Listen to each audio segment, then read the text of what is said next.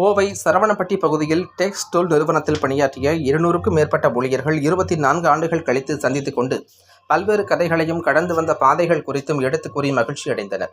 கோவை மாவட்டம் கணபதியில் மறைந்த பாலசுந்தரம் என்பவரால் 1946ஆம் ஆண்டு ஆரம்பிக்கப்பட்ட டெக்ஸ்டோல் கம்பெனி கடந்த 2001ஆம் ஆண்டு தனது இயக்கத்தை நிறுத்திக் கொண்டது.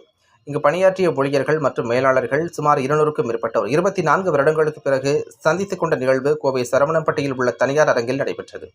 இதில் கலந்து கொண்ட அனைவரும் டெக்ஸ்டோல் நிறுவனத்தில் பணியாற்றி தங்களது அனுபவங்களை பகிர்ந்து கொண்டனர்.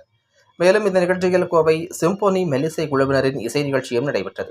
இந்த விழா ஏற்பாடுகளை ஜவஹர், நாகராஜ், சண்முகசுந்தரம், பார்த்தசாரதி, சங்கர் ஆகியோர் ஏற்பாடு செய்திருந்தனர்.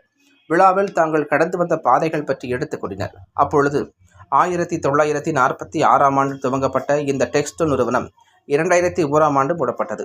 இந்த நிறுவனத்தில் 1950 முதல் 2000 வரை பணியாற்றிய ஊழியர்கள் வாட்ஸ்அப் குழு மூலமாக இதுநாள் வரை ஒருங்கிணைத்து வந்துள்ளதாகவும் அதன் விளைவாக இன்று அனைவரும் ஒன்று கூடி சந்தித்து மகிழ்ந்ததாக தெரிவித்தனர். இதில் 200க்கும் மேற்பட்டோர் கலந்து கொண்டனர். தங்களது குடும்ப விழா போல பல்வேறு நிகழ்ச்சிகளை நடத்தி மகிழ்ந்தனர் என்பது குறிப்பிடத்தக்கது.